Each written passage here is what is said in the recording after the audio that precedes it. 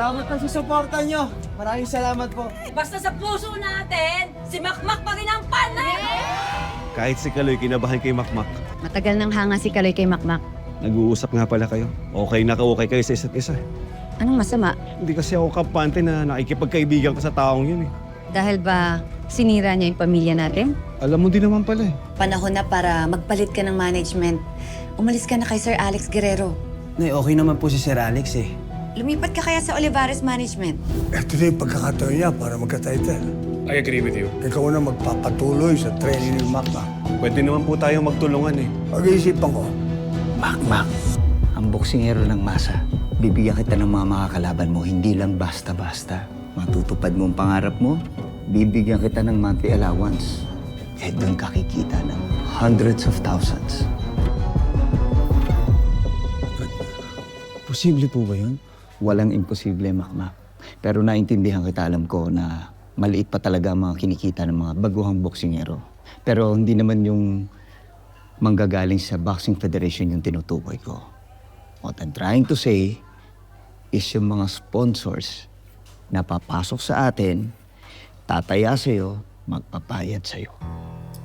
Doon ka makakabawi. May mga percentage na lang tayong paghahatian. Hindi ka na magpapagulpi sa bariya-bariya lang kaya. Oh yeah, oo. Thank you with regards to sa gulpi-gulpi na yan. Lahat ng mga boxers ko, Makmak, even before, no? Meron na akong mga medical plans, may mga insurance.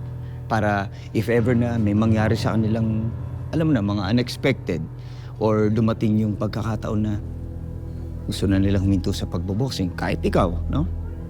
Sa akin may makukuha ka. Lalo na't hiling mo mag-aral, makakapag-aral ka, iho. Ha? Maaalagaan nila yung safety mo, anak. Isa pa, pag nagte-training ka na, bibigyan kita ng mga best trainers para sa'yo. Yung talagang mga nag-alaga rin ng mga champion. Tapos, sali ako sana magyabang, pero nagpapatayo na ako ng gym para sa'yo. Mag-training ka lang dun. Pero sinisimulan pa lang. Huwag ka mag-alala. Plano ko na rin kasing bilhin yung core gym kung saan ka nagtatrabaho bilang janitor. Pero dito, hindi ka na magtatrabaho. Ang trabaho mo lang is mag-training na mag-training. Magpagaling. That will be your training gym. Nakakalula naman po yung mga offer nyo. Anak, di ba bahagi ito ng pangarap mo? Kung tatanggapin ko po yung offer nyo, kung pipiliin ko po to, may isang kondisyon.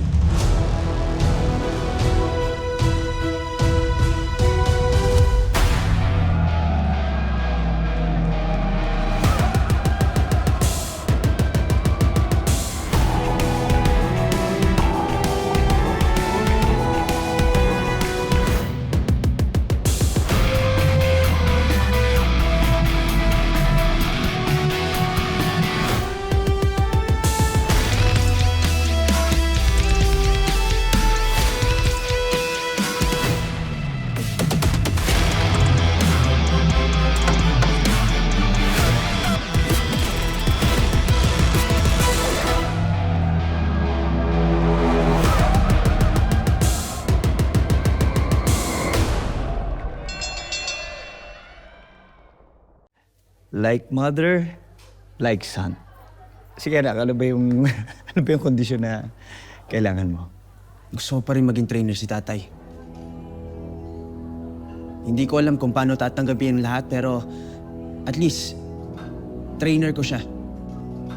Naintindihan kita, pero nabanggit ko naman kanina, di ba, na bibigyan kita ng mga magagaling na trainers para sa'yo. Okay? Hindi ko naman sa inaano yung kapasidad ng tatay mo, pero mas magagaling to kay Nonoy, iho. Sige.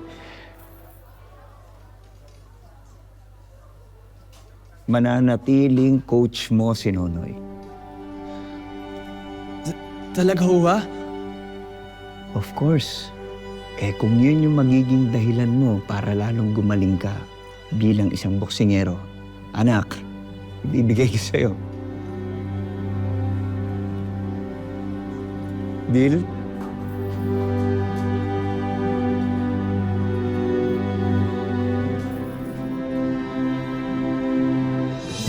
Deal. Deal.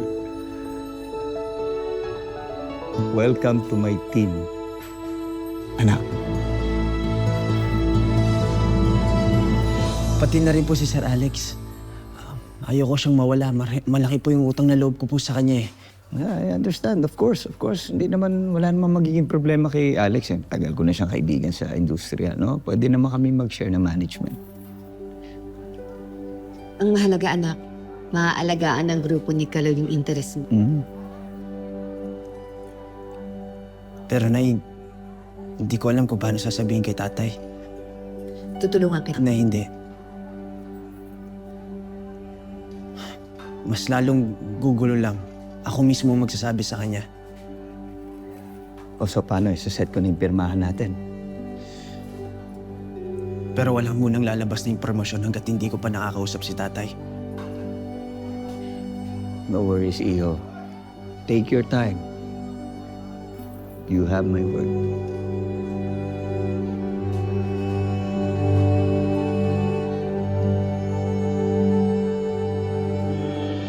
Nay, may problema ho ba si Makmak? Ay, wala ba siya nasasabi sa'yo? Walang binabanggit? Wala nga po eh. Kaya ko po tinatanong. Ano naman yung problemahin ni Makmak? Kahit naman natalo siya, sikat pa rin siya sa mga netizens. Saka tiba-tiba na siya, no? Dami niya ng tinake home. Pero na lang kung may problema siya sa love life. Hoy, palibhasa kasi, yan yung una mong problema sa sarili mo. Wala kasing nagkakagusto sa'yo. Kuya Dor, makapagsalita ka bakit? Maganda ka ba? Ikaw nga para kang piyayang nilagyan ng ilong eh. Wow, ikaw, mukha kang palitaw na puro linga. Talaga? Tama na, pwede ba tumigil na kayo? Yan na naman kayo eh. Kasi Nay, nag-aalala na ako eh. Baka mamaya maka-apekto sa training ni Makmak. Nag-usap na kami ni Sir Alex. Mabibigat na yung mga kasunod niya na kalaban eh. Marami na kaming plano para sa kanya.